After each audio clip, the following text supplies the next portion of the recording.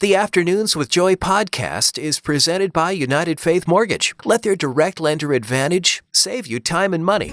Hey friend, it's Joy. Welcome to a very special episode of the Afternoons with Joy podcast. I'm joined today by author Jillana Goble, and she has a brand new book out, A Love-Stretched Life. But the reason that I wanted to talk to Jillana is because she has become a mother every possible way. She's had babies, she's fostered babies, she's adopted children of all ages, and she actually is willing to share from what she calls the messy middle. And I think not a lot of people are willing to do that. We like to talk about how God came through for us after a really hard season, but she said it's important in the middle of the hard season to reveal what God is doing, to reveal the hard stuff. And as a mom myself who is considering what it would look like to adopt, I wanted to know, tell me the good, the bad, the ugly. And if you want to be a mother in any shape or form, she has advice for you. She really speaks to encourage foster and adoptive parents. And she talks about what it's like to deal with trauma. And my favorite part that we'll get to about 3/4 of the way through is she said, we need to let go of the myth that love is enough. You need to do your homework and know you're not a superhero. You're a finite being. And it's hard to be a parent when you don't know the challenges that your child is going to have adopted, fostered, or born naturally. You just don't know. And so she talks about how to find help on the journey, how to lean into your faith, and how to work through the reality that love does not solve everything. And I think as a new mom, I sometimes think that if I can just love my kids enough, everything will turn out perfect, or at least fine. And that's not always the case, but God still reveals beauty in the difficulty. And so that's her story. She's going to share it with us today, and I know you're going to find encouragement with it, and you're probably going to leave feeling less alone. So here's my conversation with Jillana Goble.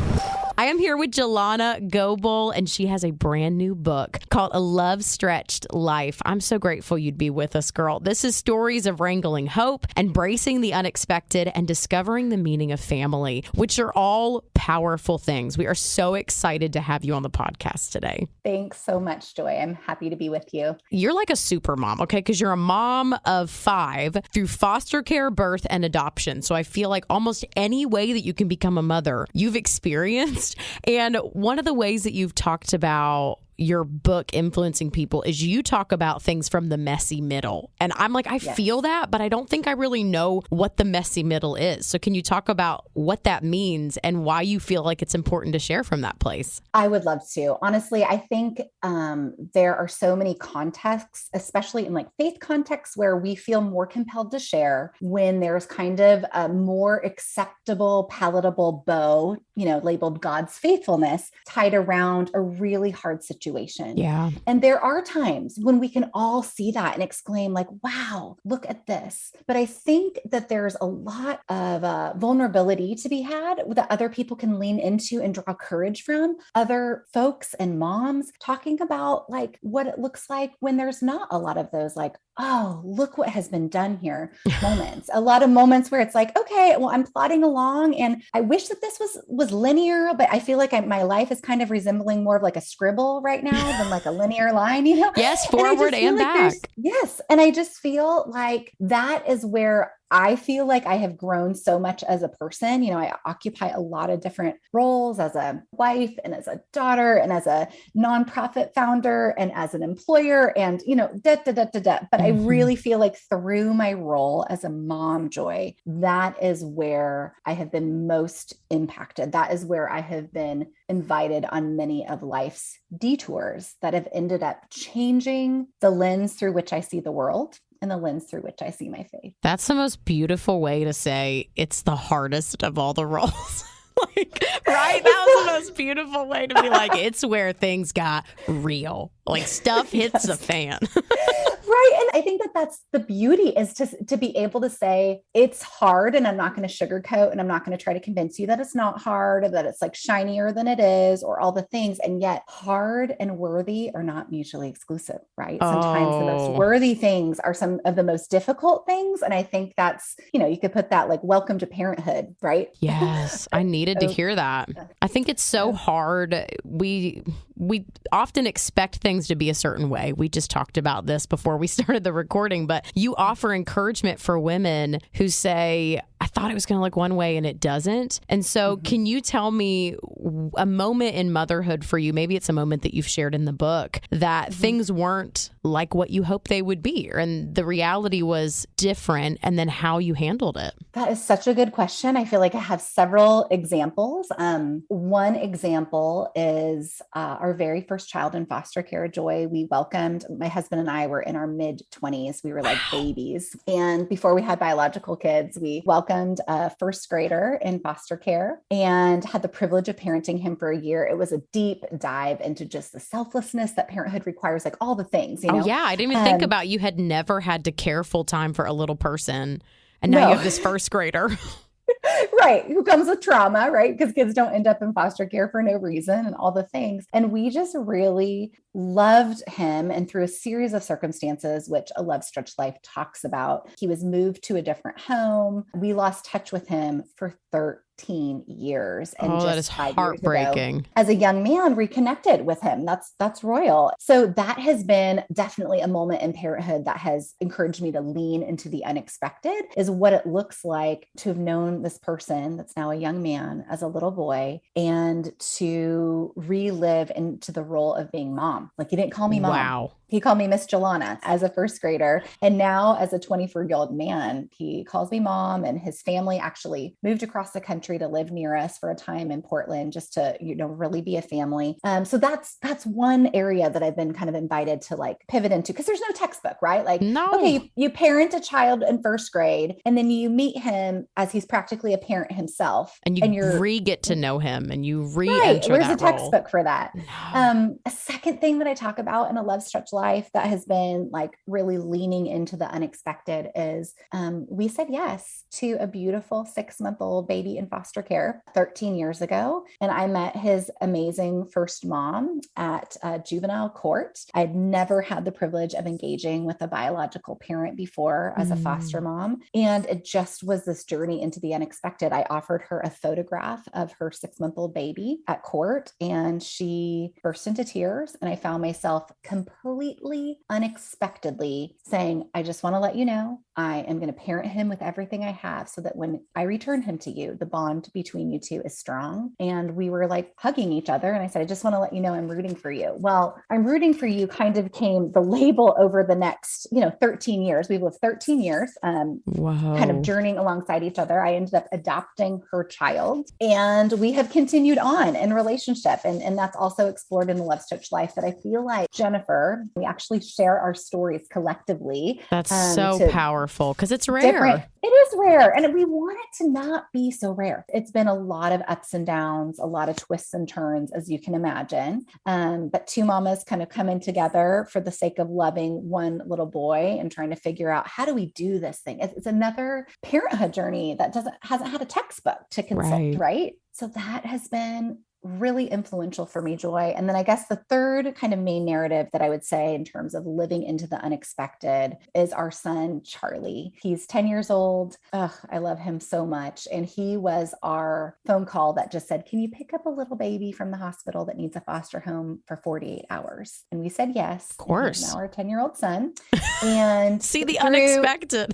The unexpected. So I think Charlie, I think, is one of my life's greatest teachers, Joy, in that we didn't know it at the time, and we didn't know it until years after his adoption finalized, but he has a brain-based disability called fetal alcohol syndrome. And it is a disability that impacts his every moment of his every day of his life and our life. And there's many kind of unquantifiable ripple effects that come from that. And so, we've been invited to pivot from what we thought, I honestly thought, and I explore this in A Love Stretched Life, that I was going in kind of like easy breezy, like, oh, I don't have any expectations for motherhood, like expectations. And then you quickly realize, oh, wait, there's a lot of unnamed expectations that I just thought this was going to be the way it was going to be, until it's not. Yeah, you don't know until suddenly you're upset and you're like, why am I upset? Oh, I thought it would look a certain way. Totally. That's exactly right. So I feel like through those three narratives, they all are not like a this one time that I had to work through this like one,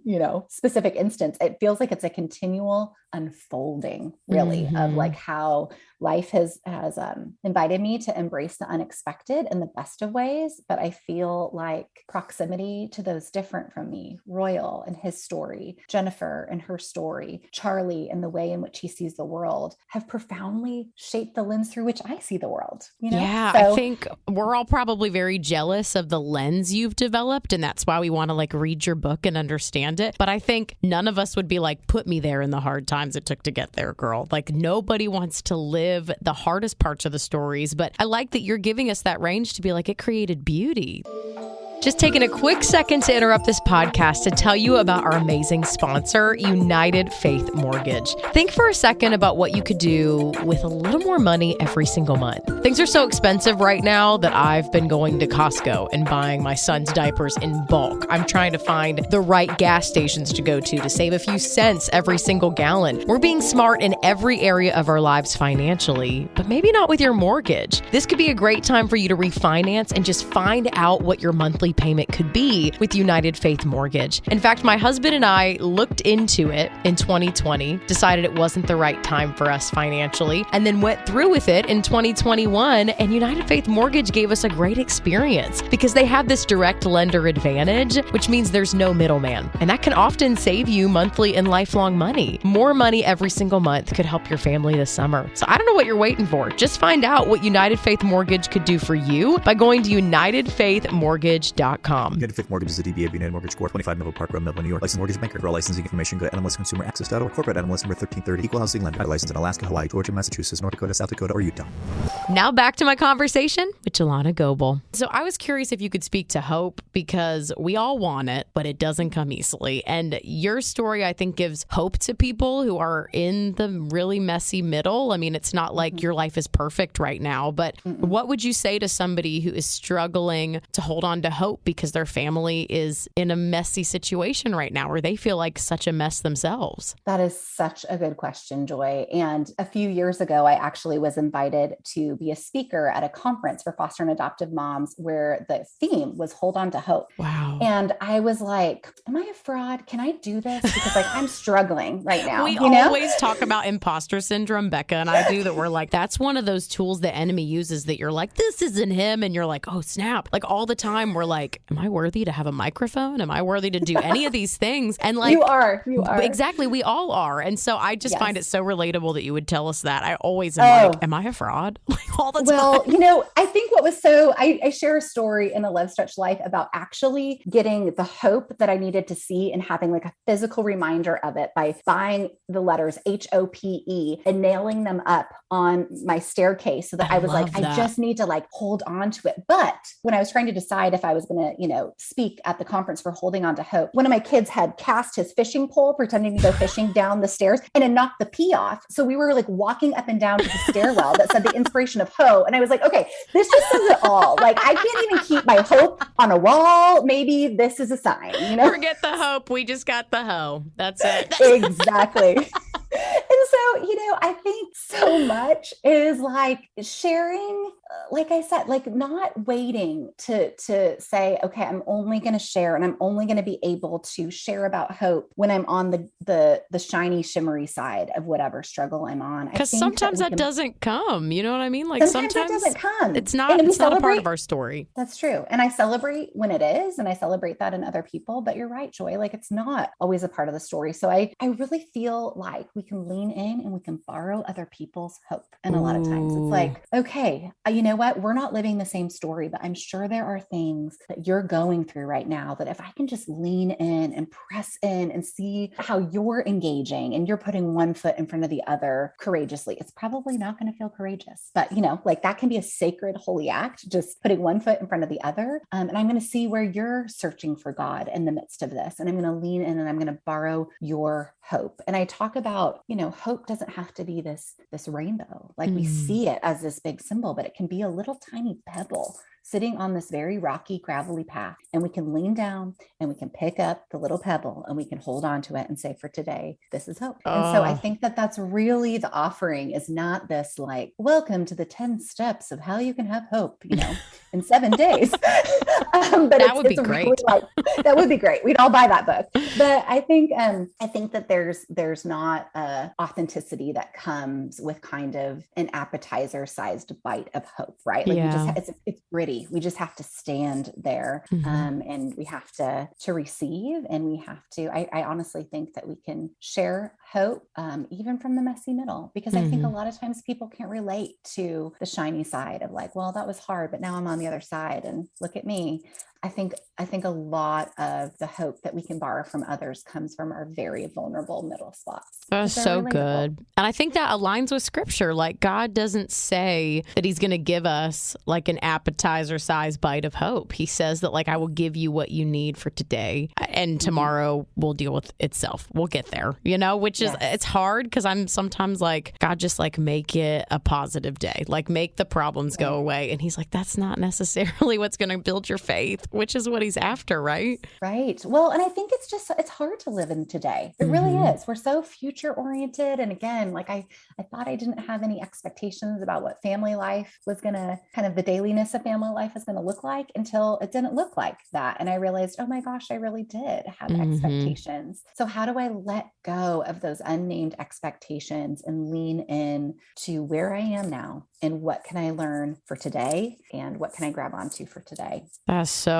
what we need. And I don't know if there's someone who's listening is considering fostering or considering adopting. I know adopting is something huge on my heart, but it's also nerve-wracking because I don't know much about it. And so we know that God talks about taking care of widows and orphans. He just talks about that. That's what it looks like to live out our faith. So can you tell me about that decision in your early 20s to become foster parents? And then what would you say to somebody who's considering that? Right after college, I lived at an orphanage in Guatemala for a while. That was hugely shaping. My husband later we later lived in Guatemala for a point in time. But really, we kind of naively asked the question on the way back from Guatemala back to the States of like, well, where are the vulnerable children here? And that led us straight to the doors of foster care. I mean, you swim upstream from any kind of social hot button issue, whether it's a substance abuse or incarceration or domestic violence or untreated mental illness, right? Yes. And you ask the question, where do children go when there is not a safety net for a myriad of reasons around that family and they have no one? The answer is foster care. Yes. And for my husband, Luke, and I, we didn't grow up doing foster care. We didn't know anyone personally, to our knowledge, that was impacted by foster care, that we didn't know any foster parents. So it really was kind of this question of like, where do children go? Oh, they go into foster care. Let's sign up to become foster parents in our mid-20s. So that answers the question of how we got into foster care. What I would share is for those considering foster care and adoption, there can be the idea of what something is, and then there can be the lived reality. And we celebrate when those ideas are aligned with the reality, but oftentimes, like we've talked about, they're just not. And so I would really encourage anyone considering foster care or adoption to intentionally seek out those that have lived this journey and to ask them about their experience. I think that is one of the biggest gifts we can give people to discern well, is to talk about what it's like with boots on the ground, knowing that every family's journey is going to be different. Every child they welcome is going to be different. My story is not going to be your story if you embark on this. And it's certainly, it's not all sunshine and roses, and it's not all doom and gloom, but we do need to talk about the continuum, because it can go from this to that. And, how do we live in the messy middle, and how are we prepared for the trauma and the loss that comes with foster care? But I think many people are also sometimes surprised to know that adoptions, even adoptions of infants, oftentimes are rooted in loss, a loss that child may feel down the road, that's kind of in the marrow of their bones, even if they can't articulate it. So I think folks really need to do their homework on trauma, because I think oftentimes there's a propensity, especially in faith communities, to kind of have it be a little bit formulaic, Joy, to say like, okay, well, the right amount of like love and nurture and discipline and structure plus Jesus equals clean slate, no trauma, let's go, and that's just not the reality. The That is reality so is, true. We can offer so much with like a well-intentioned heart, but that doesn't necessarily mean that what we're offering will be received because of a myriad of circumstances, especially those, especially kids that have experienced, drugs or alcohol in utero, for example. Like that's not something that you can nurture, discipline, and structure out of them, right? Like it's just like, this is we're on a different parenting path. We need to engage our kids with love and compassion, but we need to let go of the myth that love is enough, love is enough to get us through. We have to let go of that. We have to humble ourselves to do our own homework, to understand our own triggers, to know that like, we're not superheroes. We're finite beings. They're just going to be unexpected things that will come up that we'll have chances to learn about ourselves, because we might be surprised by our own reactions to things at times. That's how I feel just as a mom in general. I've been like, oh, wait, I have anger. And someone told me that like you learn how selfish you are when you become a wife, and you learn how angry you can be when you become a mother, because certain things can really bring that out. And it's like, oh, snap, I need God to refine this out of me. This is a lot. Yeah. It's hard. This is a lot. Yes, that's so exactly. So if someone's listening and they're like, okay, I don't feel called to be a foster parent or to adopt, but there's always foster families in our communities, maybe even in our churches, what would you say is a good way to help and love on those families? Because one of my girlfriends is entering the process. She's finishing her courses right now. She'll get her first placement soon. And we were like, okay, we can like buy you some baby stuff, but like what's a helpful thing, a helpful question maybe to ask, and a helpful thing to do? Oh, I love that question. I think there's so much beauty in just simply showing up for your friend and saying, I don't know, I haven't lived the journey that you're about to embark on, but as you have capacity to share, I want you to know that I want to know, I want to be there for you. I think a lot of times there's this weird dynamic with foster care where sometimes people can feel like, well, Joy, you signed up for this. So like, it's on you, and to say, yes, I raised my hand to sign up for this, but that does not mean that I'm not going to be on a roller coaster of emotions. Yeah. Right. And so I think some of the ways that we engage to be there for people that are embarking on foster care are just some of the ways that we show up for friends in the midst of a hard time. Right. I think it's just being specific with our offerings, not like, hey, let us know if we can ever help you. Like whoever follows up with that. Right. No, it's more like, I'm bringing you dinner on Tuesday. I left a coffee on your porch. Let's go for a walk. Oh, so good. Can I show up and help you fold your laundry? Like whatever it is, I would just say, make the ask specific. And if they don't want to receive it, that's fine. But I think just a general offering of just like, let us know, oftentimes doesn't get followed up on. My last question, girl, is how has God carried you through the day to day? Like what has faith looked like in a day-to-day role of being a love-stretched mom? I feel like the journey that I've had with all of my children, my biological children, and then the 3 boys that came to me via foster care, I feel like it has just invited me to really press into what does it mean that God is with us. Somebody told me one time that with is like one of the most used words in the Bible. And I was like, oh my gosh, that just feels really significant, that God is with us, before us and behind us. And I just take a lot of comfort in that, honestly. And one of the things that I talk about in a Love Stretch Life is trying to transform some of the mundane things like my car dashboard as I'm sitting at a red light, or like my kitchen windowsills, I'm like scrubbing the dishes or whatever, or my bathroom mirror as I'm washing my face, and I try to put different like quotes and different things up to just remind me, because I feel like we're in such a fast-paced, frenetic society that and my life is full. There's like a lot of extra that my kids have. And so I feel like faith to me looks like reminding myself that God is with me, and also being reminded that He is with us as I lean into other people's stories as well, of where God's showing up for them and how they're being impacted I think especially with foster care and adoption, sometimes people can think it's like a one-way arrow of like, oh, I'm going to help and transform your life, without realizing it's a mutual arrow in both directions. Yeah. You know, like with any of our children, really, not just that. I mean, I think there's an extra dose of that with foster care and adoption, but I think anytime, you know, that's what parenthood invites us to, is to be mutually transformed. Because, you know, if we're in a place where we feel like I've got this thing figured out, well, it's not going to be for long, because milestones change and we change and circumstances change, you know, so there's a real humility, I think, that comes with like, oh man, for now I celebrate and I rejoice in this moment. I celebrate that, and it's going to change. And so I wish it didn't, but you're so right. Every time you're like, I think I've got this part, it's like different the next day. And that's how God keeps us dependent. It is really tough, girl. But thank you for your honesty. Yeah. Well, thank you for desiring to know. And yeah, I mean, you get it. Like, even how old is your child? He's a year and a half. He's been sick all week, girl. It's been a struggle. That's hard. But like, even with just like the whole, I mean, I feel like regardless of what our parenthood journey looks like, right? Like, you're walking through the fact that he is now getting into everything and running away from you down the sidewalk as you're trying to drink your coffee, right? Yeah. Tantrums. And, not sleeping and all the things that it's like, as soon as we turn a corner. So I feel like, yeah, we celebrate the stretches where it's like more known, but I feel like a lot of this is just being really humble on like how we're invited to embrace the unknown on this journey. And it's okay. We're not supposed to be experts. You know, we can just lean into the fact that we are who our children have, and they're going to teach us. That's such a beautiful perspective. I feel like I was able to just like take a deep breath, being like, we don't have to be experts. I was like, we don't.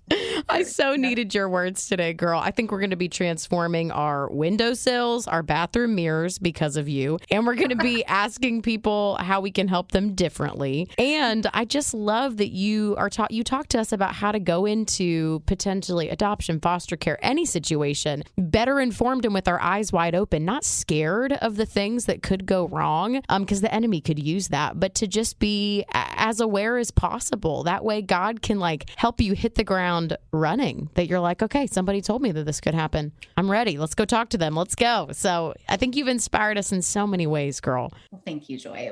It was awesome to be with you. Yeah. Okay. Her book is out now. You can get it. A Love Stretched Life. Stories of wrangling hope, embracing the unexpected, and discovering the meaning of family. She's so good. I told you, this woman just speaks truth, and she's so vulnerable. If you know someone who would enjoy this interview, make sure you send it their way. And as always, you can reach out on social media. I'm WayFM Afternoons on Facebook and Instagram, and we would love a 5-star rating, and tell us what you think.